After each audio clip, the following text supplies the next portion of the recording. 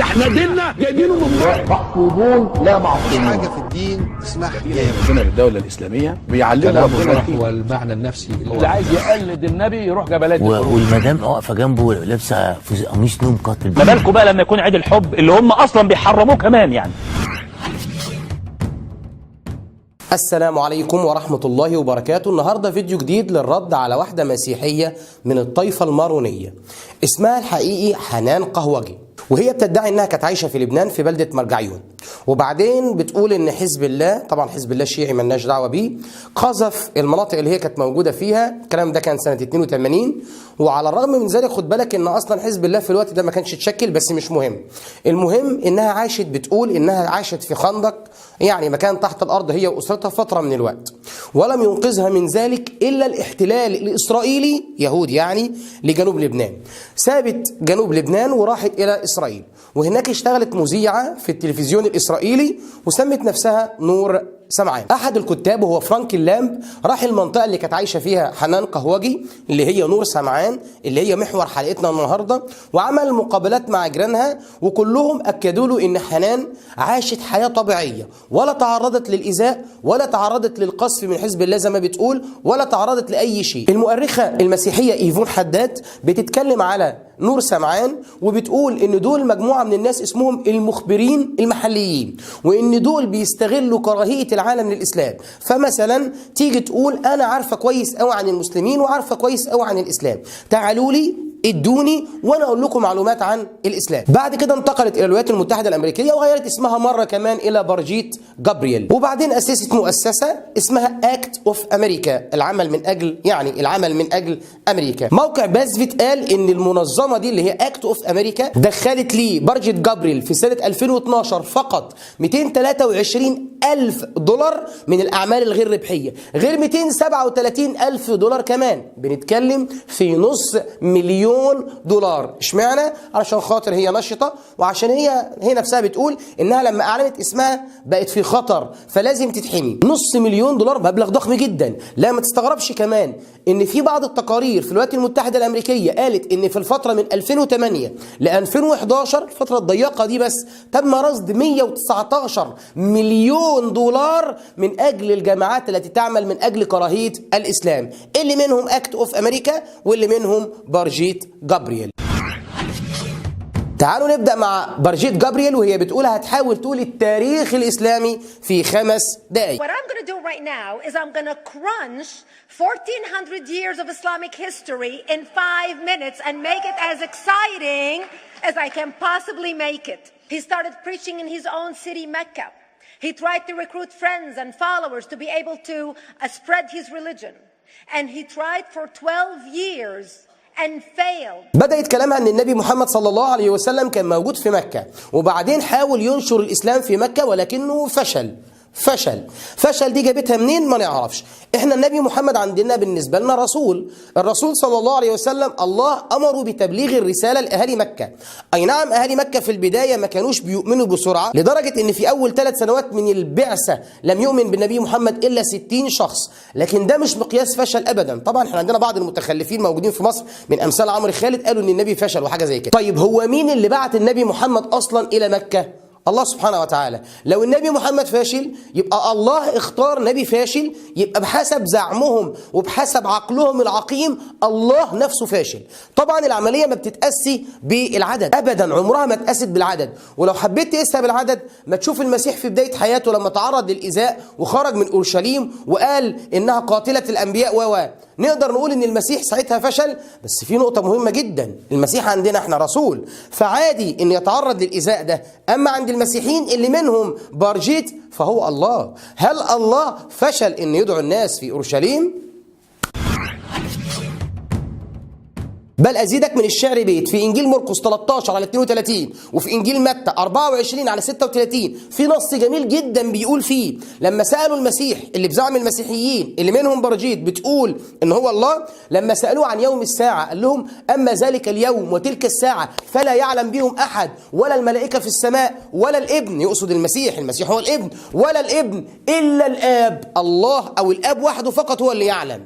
يعني المسيح فشل في معرفة علم الساعة. بل أيضا في إنجيل متى الإصحاح 21 بيحكي قصة جميلة جدا ملخصة، إن المسيح كان راجع إلى المدينة فنظر إلى شجرة تين، شجرة فيها تين، فقال أروح أجيب تين من الشجرة. راح لقى ورق أخضر وما لقاش تين، فلعن التينة لعنها فيبست، التينة دي نشفت. هو ما كانش يعرف، فشل إن يعرف إن التينة فيها تين ولا لأ.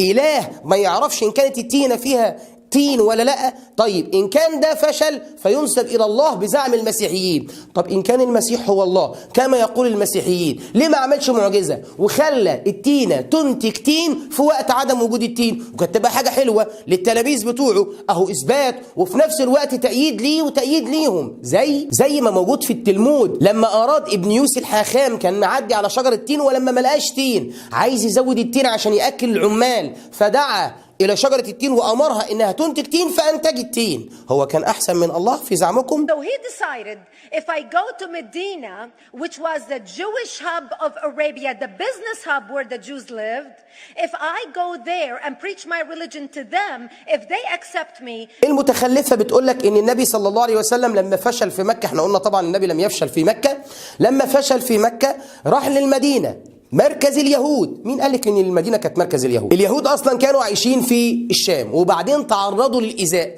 فانتقلوا من الشام الى المدينه، عاشوا في حمايه العرب والعرب اشترطوا عليهم لو تقعدوا معانا هنا ما تنشروش دينكم اللي هو الديانه اليهوديه. كان عاجب العرب الاصنام والاوثان. وفي بعض الروايات بتقول ان اليهود انتقلوا من الشام الى المدينه المنوره اللي هي يثرب علشان خاطر مستنين النبي اللي هم عارفينه موجود عندهم في التوراه. اذا المدينه ما كانتش مركز لليهود، اي نعم كان في تواجد لليهود لكنها ما كانتش مركز لليهود. وبعدين التعبانه دي بتقول ايه؟ بتقول هو النبي لما راح المدينه قال لو انا اقنعت اليهود كده قومي هيحترموني. لا، هم القوم كانوا بيحترموه وكانوا مسميينه الصادق الامين، وكانوا لحد اخر لحظه قبل ما يهاجر شايلين عنده الامانات، والنبي ساب سيدنا علي عشان يرد الامانات. So Prophet Muhammad started borrowing a lot from the Old Testament to make his religion more palpable to the Jews, to make it a lot similar. بتستمر الحيزبون في كلامها، بتقول لك النبي لما سافر من مكة إلى المدينة عارف إن اليهود موجودين في المدينة،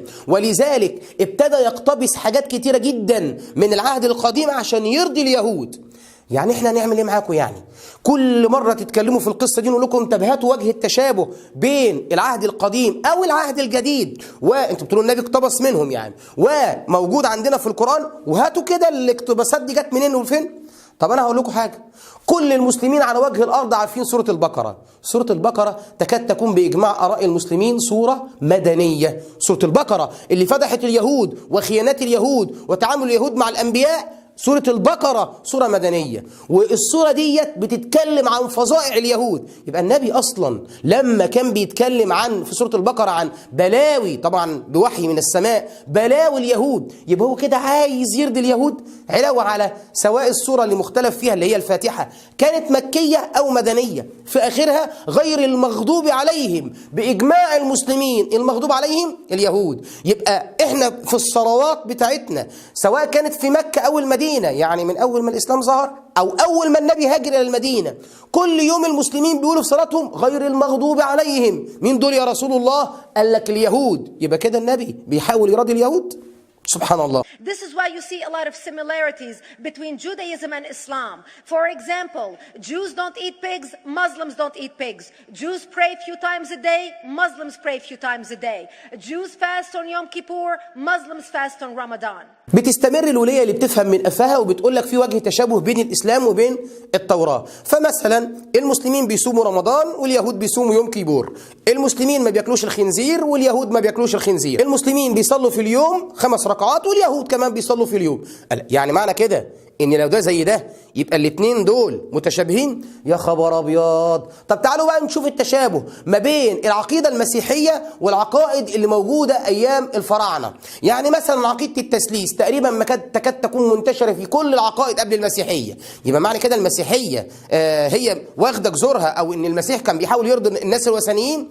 طيب بلاش دي، احنا المسلمين بنقول ان اليهوديه والمسيحيه والاسلام والكتب السماويه الثلاثه من عند الله. يعني المصدر واحد. فعادي لما يكون في وجه شبه بين اليهودية والإسلام، لأن اليهودية من عند الله والإسلام من عند الله.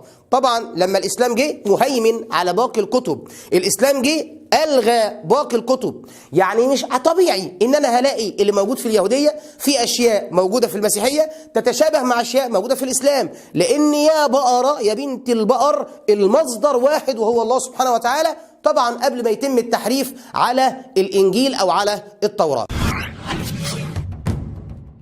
He took his message and went to Medina trying to recruit the Jews, talking about the people of the book, talking about how similar the two religions are.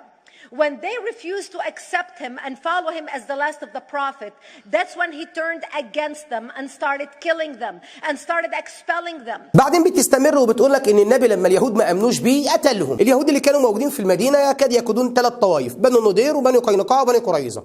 الثلاثه دول اول ما النبي دخل عمل معاهم حاجه اسمها صحيفه المدينه زي دستور المدينه، وكان مكتوب فيها ان اليهود امه من بني عوف لهم دينهم، يعني مالناش دعوه بيهم، هم مالناش دعوه بيهم، لكم دينكم ولي دين. ابتدت ال3 طوائف، واحدة حبت تقتل النبي عن طريق صخرة، وواحدة خانت النبي في غزوة الأحزاب، وواحدة انتهكوا عرض امرأة مسلمة وقتلوا مسلم في السوق لما راودها يهودي عن كشف وجهها، وهكذا. يعني اليهود كعادتهم دائما، وده كلام المسيح مش كلام أنا كمان، اليهود كعادتهم دائما كانوا بينقضوا العهود، وعشان كده النبي حاربهم. واثنين من اليهود بنو النضير وبني قينقاع طردهم، اما بني قريظه فقتلهم النبي. So they had a choice: convert to Islam, or if you want to stay alive, you have to pay the jizya or protection tax, living as dhimmi in the Islamic nation. Christians and Jews could not ring church bells. Jews could not blow the shofar. Christians could not ring church bells. They could not pray publicly. بعد كده بتقول ان النبي محمد سمح لليهود او المسيحيين ان هم يعيشوا داخل المدينه المنوره. ازاي؟ بشرط لازم يدفعوا الجزيه، يعني هم لازم يدفعوا الجزيه. بس الكنائس ما كانتش بتدق المواقيس بتاعتها والاجراس. انت هتتمحكي. هو كان في مسيحيين في شبه الجزيره العربيه، كان عدد قليل قوي موجودين في اليمن تحت، وفوق في العراق وفي الشام، لكن المدينه المنوره ومكه والمناطق اللي حواليها كانش فيها مسيحيين، عددهم قليل جدا جدا، ما كانش فيه كنايس اصلا. وبالنسبه لليهود هتطبق عليهم احكام الجزيه. وحشه الجزيه، وحشه الجزيه. تعالوا نشوف الجزيه من الكتاب المقدس اللي هي المفروض يعني مؤمنه بيه. في سفر يشوع 10:16 بيقول ان النبي يشوع لما هجم على او طرد الكنعانيين من جازر وسكنوا في افرايم كانوا عبيد تحت الجزيه، يعني بيدفعوا جزيه. النبي يشوع عندهم في التوراه في العهد القديم، وهي طبعا بتحب اليهود قوي، بتقول ان اليهود كويسين واسرائيل كويسه، واسرائيل هي اللي حمت العالم، حمت القدس وكده. يعني نبي يشوع، نبي من انبياء اليهود اسمه يشوع، هاجم على منطقه الكنعانيين وفرض عليهم الجزية، وكانوا عبيد تحت الجزية. لما راحوا للمسيح، المسيح يا بارجيت، المسيح اللي هو المفروض إلهك يعني بظنك، لما راحوا له ولما قالوا له ان قيصر عايز يلم مننا فلوس وكده، واحنا بندي يعني بندفع العشور، الزكاة، حاجة زي الزكاة يعني، المسيح قال لهم ايه؟ إلهك، اسمها كلام إلهك يا بنت، إلهك قال لك ايه؟ قال لك اعطوا ما لقيصر لقيصر واعطوا ما لله لله. حتى في الكتب والشروحات وفي الأناجيل بيقول لازم تسمعي كلام الملوك المتحكمين فيكم وتدفعوا الجزية عن طيب خاطر. تدفعوا الجزية عن ايه؟ عن طيب خاطر. طب انت معترضة على الجزية ليه؟ يقول والد يورنت في كتابه قصة الحضارة ان المسيحيين والزرادشتيين واليهود عاشوا داخل الدولة الأموية في كامل الحرية، واحتفظوا بكنائسهم ولم يتعرض لهم أحد، وكان كل المطلوب منهم يدفعوا جزية تقدر بدينار أو دينارين سنويا، مش شهريا زي ما هي بتقول، سنويا مش شهريا. المهم مقابل ذلك لهم الحماية وعدم التعرض لهم، ولا ينضموا للخدمة العسكرية، وما يدفعوش الزكاة اللي بيدفعها المسلمين، اللي بتقدر 2.5% من دخل المسلمين. يعني المسلم بيدفع زكاة والذمي بيدفع جزية مقابل حماية المسلمين له، وعدم إجباره على ترك دينه، وعدم التعرض والإيذاء له. إيه المشكلة في كده؟ الكلام ده ورد أيضا وأكد عليه الكاتب آدم ميدز في كتابه الحضارة الإسلامية، والكاتب المؤرخ سير توماس أرنولد في كتابه الدعوة إلى الإسلام. إذن الجزية مش عيب عندنا، لا، الجزية موجودة قبل الإسلام، طبقها اليهود، طبقها المسيحيين، طبقها كل شعوب الأرض قبل الإسلام، مش عيب فينا، وإحنا الحمد لله ديننا ما عندناش فيه أي نقيصة. Jews considered najis under Islam. Najis is bodily fluid. Najis is garbage. Najis is dogs. Najis is dirty. So Christians and Jews were treated as second-class citizens. بتكمل اكاذيبها بتقول ان المسلمين بيقولوا ان اليهود نجس، ان اليهود نجس يعني زي القذاره زي الكلاب. هو بينك يعني اليهود زي الكلاب وزي القذاره بس القران ما قالش كده بصراحه، يعني قرده وخنازير ماشي، بس احنا لما بنقول ان اليهود او غير اليهود او غير المسلمين نجس مش المقصود بيها نجاسه زي ما انت فاهمه، انت مخك نجس مش قصتنا احنا بقى. اليهود نجس نجاسه معنويه، والمسيحيين كذلك بالنسبه لنا نجسين نجاسه معنويه، والدليل على كده احنا اسلامنا بيبيح لينا ناكل ذبائح اهل الكتاب، واحد مسيحي واحد يهودي جزار احنا بناكل الذبائح بتاعته. طب ازاي هيبقى نجس وهيلمس الحاجه اللي هو مش شرط ذبائح، اكل وشرب من عند طبيخ وكده من عند اليهود؟ احنا ديننا بيامرنا ان احنا ممكن ناكل عادي من عند اليهود او المسيحيين. طب بلاش ديننا بيامرنا او مش بيامرنا، بيبيح لنا ان نتزوج الكتابيات المسيحيه واليهوديه. تخيل بقى واحد قاعد جنب مراته وبعدين عمل لها كده كده يبقى على فهم المتخلفه دي كده بقى هو نجس، يقوم بقى يستحمى تمام وهو ماشي خبط فيها ولا حاجه اخش ده الراجل هيتبري، يعني الراجل كده هوب هوب هوب هوب يتبري من كتر الحمى. زائد الست دي لو كانت نجس اللي هي مراته اللي هي الكتابيه هي تقعد على الكرسي ده، هو يجي بعد كده يقعد على الكرسي ده نجس تخش استحمى. لا ده الراجل يطلع من امه يا متخلفه. نجس المقصود بيها مش النجاسه اللي انت تقصديها الكلاب والقاذورات والزباله والكلام ده كله، مع انكم كده، بس سيبك من دي، المقصود بيها نجاسه معنويه. عارفه بقى مين اللي تنجس في الانجيل اللي انت مؤمنه بيه؟ هفاجئك، اللي تنجس الرب، الاله بتاعك هي اللي تنجست. في انجيل لوقا 22:2 بيقول ولما قضت ايام تطهيرها حسب شريعة موسى صعدوا به لأورشليم ليقدموه للرب. يعني حسب فهمكم ان السيدة مريم، حسب فهمكم طبعا حاشاها، السيدة مريم لما ولدت المسيح اللي بظنكم وبزعمكم وبافتراكم هو الله، لما ولدت الله تنجست، نجس أمه لأن الكلام ده حسب شريعة موسى. عيب تقولوا على الرب بالنسبة لكم مريم اللي عندنا اسمها الصديقة بتتقال عليها كده. طيب واحد هيقول لي طب وشريعة موسى بتقول ايه في القصة دي؟ أقول له تعالى، في العهد القديم بيقول وكلم الرب موسى وإذا امرأة حبلت وولدت ذكرا فستظل نجسة 7 أيام. طبعا المسيح ذكر، يبقى المسيح بزعمهم اللي هو الله نجس أمه 7 أيام. ما هو النص قال لك إيه؟ كما في شريعة موسى. طب وشريعة موسى بتقول إيه؟ إن الرب قال لموسى يا موسى لو في واحدة ست ولدت ولد ذكر فده ينجس أمه 7 أيام، وتاني يوم يتختن، يقطعوا له حته من البلبل تتقطع حته منه كده. فاحنا برضو ممكن نقول هو الرب عندكم لما قطعنا منه حته كده الرب نقص حته ولا ايه؟ والحته دي تبقى اله برضو ولا اله ناقص؟ ما علينا مش قصتنا. في منتصف الجبهه والله. الله Christians couldn't ring their church bells in Jerusalem. The Pope in Rome in 1090 told the Christians, how could you sit idly by and allow your brethren to be suffer like this in the Holy Land? You need to go liberate the Christians. You need to go help the Christians. That's why the Crusaders were launched. The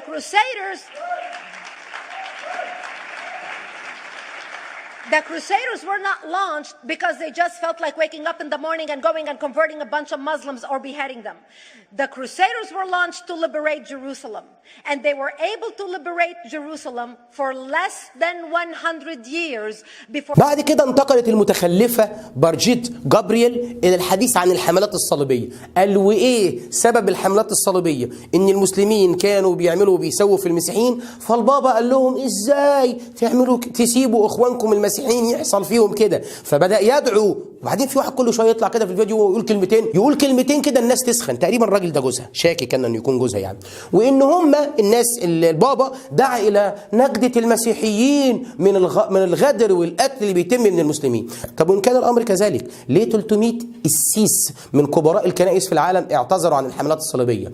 احد المؤرخين وهو مسمى بالمؤرخ المجهول كان بيتكلم عن الحملات الصليبيه وهو صليبي. عرفنا منين صليبي؟ ان الكتاب بتاعه طبعا الجلده اللي بره مقطوعه، يعني بيقول لما دخلنا بيت المقدس عملنا، دخلوا المسجد الأقصى قال لك قتلوا 70,000 مسلم، عملوا بركة دم. وبعدين سمعوا مجرد إشاعة إن المسلمين وهم بيهربوا بلعوا الذهب بتاعهم جواهم، فابتدوا يجيبوا سكاكين ويقطعوا المسلمين بطون المسلمين لقوا مثلا من كل 20 30 40 جثه لقوا واحد رامي خاتم ولا حاجه. قالوا واحنا معقوله برضو يعني هنفضل نشقق في البطون كده نفتح بطيخ يعني ما ينفعش. طب نعمل ايه؟ فابتدوا يكوموا جثث كده ويولعوا فيها وبعد ما تصفى ياخدوا الذهب. وبعدين تقول لك المتخلفه ان هم كانوا جايين عشان خاطر ايه؟ قال عشان خاطر يحموا الاماكن المقدسه. طب هم لما يحموا الاماكن المقدسه انت ما تعرفيش ان الحمله الصليبيه الرابعه هجمت على القسطنطينيه كانت عاصمه العالم المسيحي ودخلوا الكنيسه بتاعت ايا صوفيا هناك ورموا الاناجيل على الارض ودسوها برجليهم. Islamic State ended in 1924. The Islamic Caliphate had existed for 1400 years and it ended less than 100 years ago. By the time the Islamic Caliphate ended in 1924, 270 million people around the world were killed by Islam. 270 million. اتكلمت شويه عن انتشار الاسلام وبعدين قالت لك ان في خلال 1400 سنه من بدايه البعثه النبويه لحد سقوط الخلافه الاسلاميه على يد الهالك اتاتورك عام 1924 اتكلمت وقالت ان الاسلام قتل 270 مليون شخص. طيب احنا مش هنحقق معاها لان الناس دي متخلفه اصلا ما بتجيبش دليل على كلامهم ابدا يعني لوك كلام فاضي. طيب احنا هنقول لك يا حيوانة كلامك صحيح، يعني احنا هنقول لك ان فعلا المسلمين في 1400 سنه قتلوا 270 مليون شخص. قال لك ذبحتهم الاسلام كده دين ايه؟ دين دموي. طيب اقسم 270 مليون على 1400 سنة هيطلع لك في حدود 190 ألف كل سنة. طب اقسم ال 190 ألف على 365 يوم هيطلع لك إن المسلمين كانوا بيقتلوا في اليوم الواحد 500 شخص تقريبا. كده الإسلام دين دموي؟ طب تعالوا نشوف العهد القديم اللي هي معجبة بيه بيقول ايه. احنا في موقع سانتاكلا الكتاب المقدس العهد القديم سفر حسقيال الاصحاح 9. وقال له الرب اعبر في وسط المدينة في وسط اورشليم وسم سمة على جبال الرجال الذين يؤنون ويتنهدون على كل الرجزات المصنوعة في وسطها. وبعدين بيقول له وقال لأولئك في سمعي اعبروا في المدينة ورأوا واضربوا لا تشفق أعينكم ولا تعفوا ولا في شفقة ولا في عفو. هيقتلوا مين بقى وهيضربوا مين؟ الشيخ والشاب والعذراء والطفل والنساء. اقتلوا للهلاك. غرض القتل الهلاك. هنخش فيه الكتاب المقدس أيضا العهد القديم سفر يشوع الإصحاح 8. فقال الرب ليشوع ما تخافش ولا ترتعب، خد معك جميع رجال الحرب واصعد إلى عاي. هيقتل بقى أهل عاي، تمام؟ ووصاهم هنا يكمنوا في المدينة. هنشوف بقى تحت عملوا إيه في أهل عاي، تمام؟ وكان لما انتهى إسرائيل من قتل جميع سكان عاي في الحقل في البرية حيث لحقهم وسقطوا جميعا بحد السيف حتى فنوا أن جميع إسرائيل رجع إلى عاي وضربوهم بحد السيف. فكان جميع الذين سقطوا في ذلك اليوم من رجال ونساء 12,000 جميع أهل عاي. احنا كنا بنتكلم على حساباتها 500 المسلمين في اليوم، لا احنا هنا بنقتل 12,000 رجال ونساء في اليوم. الإصحاح 24 من سفر صموئيل. وعاد فحمي غضب الرب على إسرائيل فأهاج عليهم داود قائلا امض واحص إسرائيل ويهوذا. الرب هيغضب على إسرائيل فهيغضب على داود أيضا. تعالوا نشوف هنا لما غضب على داود قال له إيه. لما غضب على داود قال له اختار ما بين 3 حاجات. فأتى جاد إلى داود وأخبره وقال له أتأتي عليك 7 سنين جوع في أرضك، تجوع 7 سنين، أم تهرب 3 أشهر أمام أعدائك وهم يتبعونك، أم يكون 3 أيام وباء في أرضك. خد بالك إن اللي غلط مين؟ داود. فالآن أعرف وأنظر ماذا أراد جوابا على مرسلي. فقال داود لجاد قد ضاق بي الأمر جدا، الأمر صعب قوي، فلنسقط في يد الرب. طب نسيبها لربنا لأن مراحمه كثيرة، ولا أسقط في يد إنسان. أنا هسيب الاختيار إلى الله. فجعل الرب وباء في إسرائيل. خد بالك الرب غضب على داود. فجعل الرب وباء في إسرائيل من الصباح إلى الميعاد، فمات من الشعب من دان إلى بئر 70,000 رجل. الله قتل 70,000 رجل في العهد القديم غضبا على مين؟ على داود. الإصحاح 15 من سفر صموئيل الأول. وقال صموئيل لشاول إياي أرسل الرب إياي أرسل الرب لمسحك ملكا على شعب إسرائيل، والآن فاسمع صوت كلام الرب. بصوا بقى بيقول له إيه بقى؟ فالآن اذهب واضرب عماليق، ده اسم مكان، وحرمه، اقتله كل ما له، ولا تعف عنهم، بل اقتل إيه بقى؟ رجلا وامرأة، طفلا ورضيعا، حتى الرضع، بقرا، طب والبقر زي ما بقول، وغنما، جملا وحمارا. انت عارف شاول عمل ايه؟ جاء شاول الى عماليق وكمن في الوادي، وبعدين رفض ان هو يقتل الغنم، عفى شاول والشعب عن اجاج الملك يعني والغنم والبقر، فالله غضب، فاغتاظ صموئيل وصرخ الى الرب كله طوال الليل. يعني الله غضب عشان هو ما قتلش الغنم. طب والغنم ذنبهم ايه؟ وبعدين تتكلم وتقول ان المسلمين دينهم فيه قتل. How the Islamic empire grew. It went all the way until they was stopped at the gates of Vienna on 9/11. 9/11 is not a date that Osama bin Laden just picked out of a hat. 9/11 is a symbolic date in the Islamic calendar. بتقول لك ان الدولة الإسلامية توقفت على أبواب فيينا يوم 11 شهر 9، فأسامة بن لادن ما خدش ورقة من النتيجة، جت اختار اليوم ده. على فكرة المسلمين توقفوا على الفتوحات بتاعت فيينا 10/9، بس هي اللي 10/9، وتفجيرات نيويورك كانت 11/9 ما تمشيش. طب نعمل ايه؟ هنزود يوم، قال هي شغلانه يعني، حد هيراجع ورانا؟ ده فاترنا. وكذبت حتى في ان التوقف بتاع المسلمين كان يوم 10/9 مش 11/9. This is why neither you or me or any infidel can step a foot in Mecca, because as far as they're concerned, we are filth. And as infidels, we're not allowed to step a foot. Not President Obama and not anybody else. يوليا حيزبون دي بتقول لك ان المسلمين بيقولوا عن اليهود والمسيحيين نجس، فما ينفعوش يخشوا الكعبه. الكعبه مكان مقدس بالنسبه للمسلمين، ما ينفعش نخشوا طبعا، زي ما في اماكن جوه الكنيسه ممنوع اي حد مسيحي ما يخشش. اقول لك حاجه، الوليه دي المفروض انها مسيحيه مارونيه، طائفه اسمها المارون، دول ما بيدخلوش الارثوذكس كنايسهم ابدا، ما بيدخلوش الارثوذكس كنايسهم. طب انا اقول لك حاجه، تعالوا نشوف الفيديو ده، وهم اطهر واقدس كنيسه عند المسيحيين كنيسه القيامه، مقسمينها حتت، الكنيسه مقسمينها حتت ما بين الكنايس الثلاثه اللي هي الارثوذكس والكاثوليك والبروتستانت. فتخيل بقى معاهم الارمن برضو، فتخيل لما يكون قسيس من طائفه دخل مكان جوه الكنيسه، كنيسه واحده دخل جوه الكنيسه في مكان تاني، ده ادى الى حرب بالمقشات بين القساوسه. ده انتوا ما بتدخلوش بعض اماكنكم الخاصه، انتوا عايزنا احنا كمسلمين ندخلكم عندنا؟ انسى، احنا عندنا في شهاده مفتاح، عايز تخش مكه لا اله الا الله محمد رسول الله. تعالوا نشوف القساوسه وهم بيضربوا بعض لا مؤاخذه بالشباشب. نبتدي مع بعض هنا اهو، طبعا شايفين ناس لابسين ازرق وطبعا ناس لابسين اسود، وواحد في هنا شايل اوعى اديله السلام يا سلام، اداله بخف رجليه كده من ورا، يا سلام يا سلام، صوره الرب وقعت على الارض، شيلوا الرب من على الارض يا جماعه، عيب كده.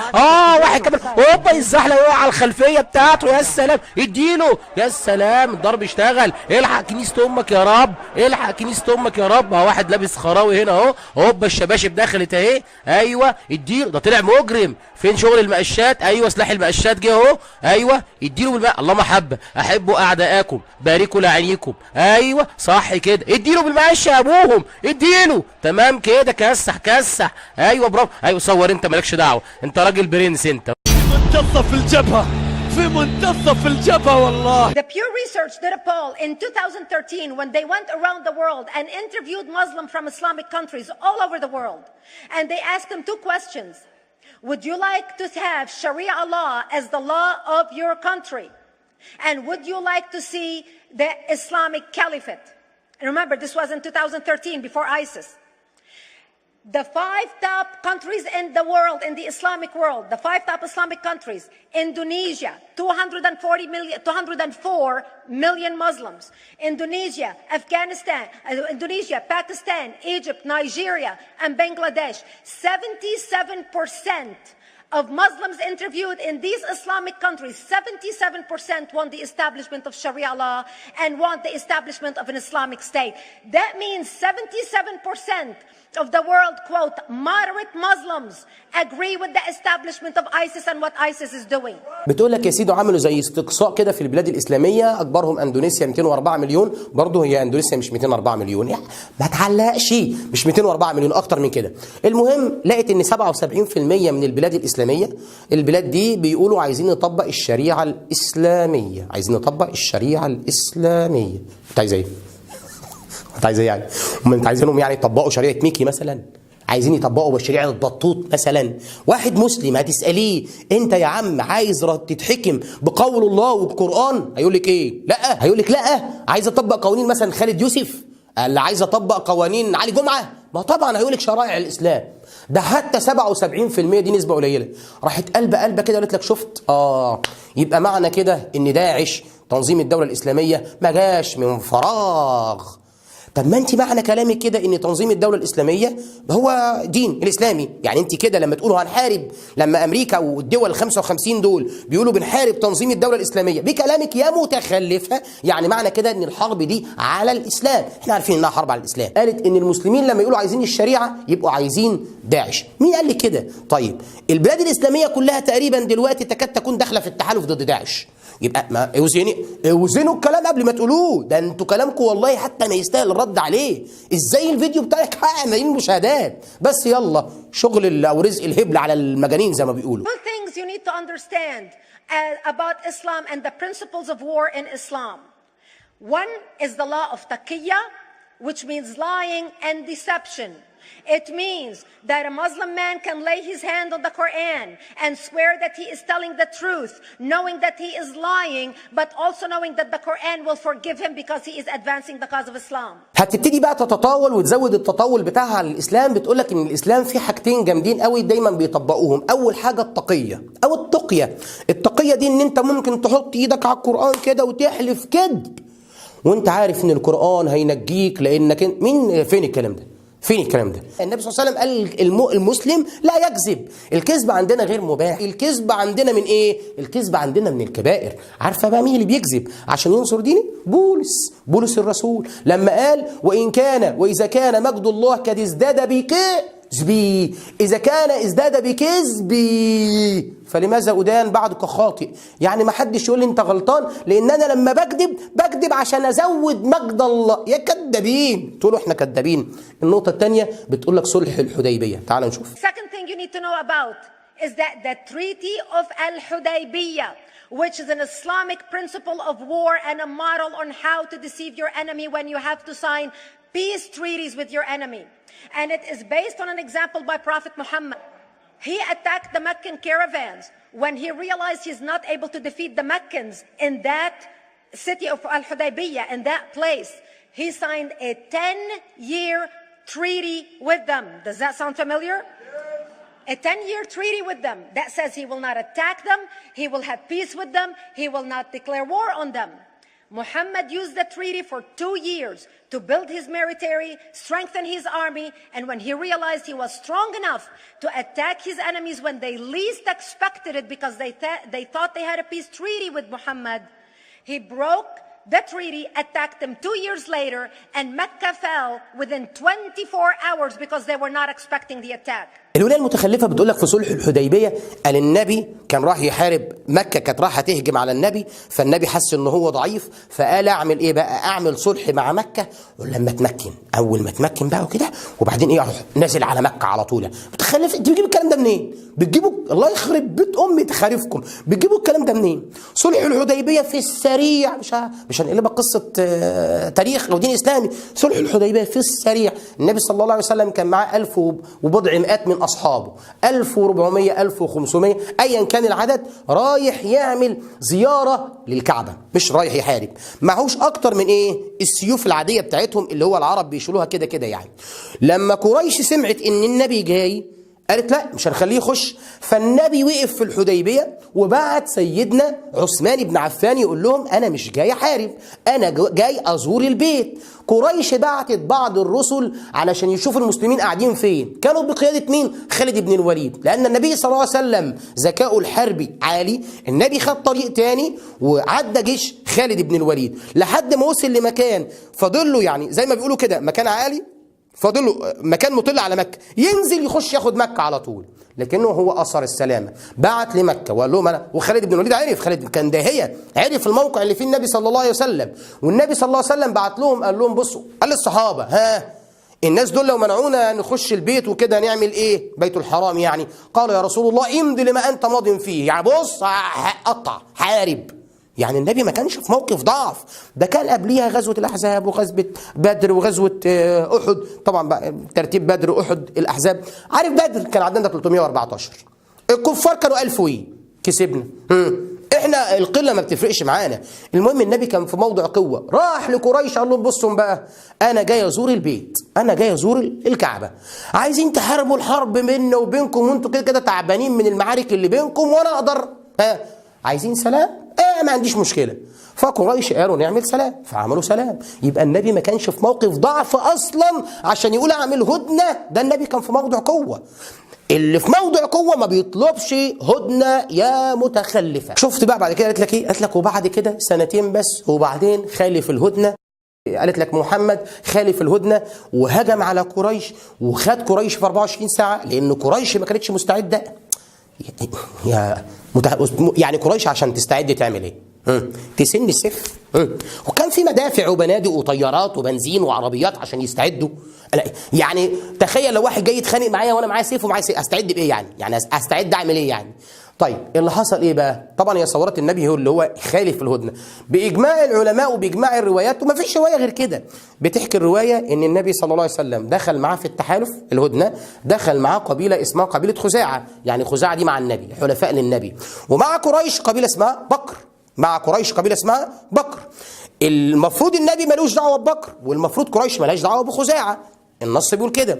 بس بكر وخزاعه كان بينهم مشاكل، فاستغلوا الموقف بكر اللي هم حلفاء قريش وهجموا على خزاعه وقتلوا ناس منهم، لدرجه ان خزاعه دخلوا الكعبه. فاللي في بكر، العرب كانوا بيقدسوا الكعبه حتى بالاسلام، قالوا الله الله الهك يا بكر، الهكم يا جماعه، هتحاربوا في الحرم ولا ايه؟ زعيم بكر كان راجل، يعني هو اسلم بعد كده طبعا، صحابي رضي الله عنه، قال لهم بقول لكم ايه، احنا دافنين له سوا، ده انتوا بتسرقوا وبتقتلوا في الحرم، جت على القد خلص، خد حقك منين؟ من خزاعه. زعيم او احد رجال خزاعه راح للنبي صلى الله عليه وسلم قال له النصره يا رسول الله، فالنبي قال له النصرة نصروا النبي صلى الله عليه وسلم. انتوا عايزين واحد في تحالف مع النبي يطلب من النبي النصرة والنبي ما ينصروش؟ النبي قال له النصرة يا سالم، النصرة يا سالم الخزاعي. وراح النبي صلى الله عليه وسلم فتح مكة. النبي قال من دخل بيته فهو آمن، من دخل المسجد فهو آمن، من دخل دار أبي سفيان فهو آمن. إذا الإسلام ما كانش غرضه من فتح مكة إن هو يقتل أو ومش النبي اللي غدر يا متخلف. Yasser Arafat, who's not an Islamist, but he is a Muslim, met with the Israelis and signed the Oslo Accord in 1993. Remember all the handshaking at the lawn of the White House? The Oslo Accord, Yasser Arafat used the peace treaty, the Oslo Accord with Israel, to get Israel to bring him back and give him his territory, finance his military, train his police, and give his police the weapons. Yasser Arafat broke the Oslo Accord 8 years later, didn't even wait 10 years, and declared the second intifada in 2000, and all hell broke loose. He used the same treaty to win and deceive against his enemies and deceive his enemies. مع ان مش هدفنا ان احنا نرد على حاجات سياسيه، بس هي بتوقع بقى الكلام بتاع صلح الحديبيه على ياسر عرفات. بتقول لك ان ياسر عرفات، يا لهوي يا جدعان، بتقول لك ان ياسر عرفات في اتفاقات اوسلو سنه 93، اوسلو عاصمه النرويج، عمل معاهده مع اليهود، وبعدين المعاهده دي هو خالفها وجهز جيشه، جهز فتح دي المفروض ان هم ايه بقى، نصره الاسلام والناس فتح، ما علينا يعني مش هنتكلم في فتح. المهم جهز وراح هاجم على اليهود زي ما النبي عمل في الحديبيه، لدرجه لما الناس قالوا له انت ازاي تعمل تحالف مع اليهود؟ قال لهم افتكروا الحديبيه. هي قصدها افتكروا الحديبيه، قال يعني ايه؟ ان زي ما النبي غدر انا هغدر. ياسر عرفات هيغدر، يعني الفلسطينيين هم اللي هيغدروا باليهود. قصه الانتفاضه ان القصه المتخلف عقليا شارون دخل المسجد الاقصى، طبعا انتوا عارفين اهميه وتقديس المسجد الاقصى بالنسبه للمسلمين، ومعاه 2000 جندي، ودخل المسجد الاقصى وقال هنسيطر على المسجد الاقصى. حصلت مواجهات بين الطرفين. المهم تطورت وبعدين اتقتل الطفل محمد الدره. تعالوا نشوف الفيديو بتاع محمد الدره اللي في الصورة قدامنا، ده أيقونة الثورة، الطفل محمد الدرة وأبوه مستخبين ورا برميل هنا اهو. بدأ الضرب عليهم من الإسرائيليين، وبعدين الطفل محمد الدرة استشهد. فطبعا منظر أثار العالم كله وتسبب في قيام الانتفاضة الفلسطينية. لما اتقتل محمد الدرة زي ما شفنا منظر طبعا يعني العالم كله اي حد عنده دم يعني، فخرج الفلسطينيين وربنا ينصرهم يا رب على اليهود، خرج الفلسطينيين في مظاهرات شاملة وابتدت تبقى في عمليات ما بين الطرفين ما بين اليهود وما بين الفلسطينيين. طبعا كده بالقصة اللي انا بحكيها لكم دي، مين اللي ضرب؟ مين اللي اعتدى؟ مين اللي خالف؟ احنا مش بنقول ياسر عرفات رضي الله عنه بس، احنا بنتكلم على كذب الكاذبة دي اللي خالف في اسرائيل. بل مين اللي مات؟ يعني مين اللي مات؟ مات من الفلسطينيين في الانتفاضة دي 4500 ومات من اليهود 1100، واتجرح من الفلسطينيين ما يقرب من 35000. اتجرح من الفلسطينيين 35000 واتجرح من اليهود بضع آلاف، 3000 ولا 4000. يبقى مين اللي ضرب؟ مين اللي اعتدى؟ بس الكذب زي ما بيقولوا إذا كان مجد الله ازداد بكذبي فلماذا أدام بعدك خاطئ؟ Who's going to put America first? Who's going to make America great again? Who's going to send a strong message to the world? The minute he walks into office, whoever we elect, that the world is going to realize that this person you're not going to mess with, because he could care less about what you think, what the UN thinks, what the world thinks. They can all go to hell. We care about America and only the United States of America. اخر الفيديو طبعا الحيزبون بتقول احنا عايزين ننتخب رئيس لامريكا. طبعا الفيديو ده كان قبل الانتخابات الاخيره، فهي كانت من ضمن المؤيدين لترامب، وعلى فكره هي دلوقتي في الفريق بتاعه يعني دونالد ترامب اللي هو الخنزير الامريكي. المهم هي بتقول ايه بقى؟ بتقول لك احنا عايزين الرئيس اللي جاي يبقى رئيس قوي، يبقى رئيس فاهم الاسلام، يبقى رئيس فاهم الفاشيه الاسلاميه. لما يحصل حاجه يقول لك انا لا يهمني معتقدك ولا معتقد عمتك. وطبعا الخرفان اللي حواليه بيسقفوا. احنا بنقول لك ابوك على ابو ترامب، على ابو امريكا، على ابو اي حد فيكم. سلام. في منتصف الجبهة، في منتصف الجبهة والله. الله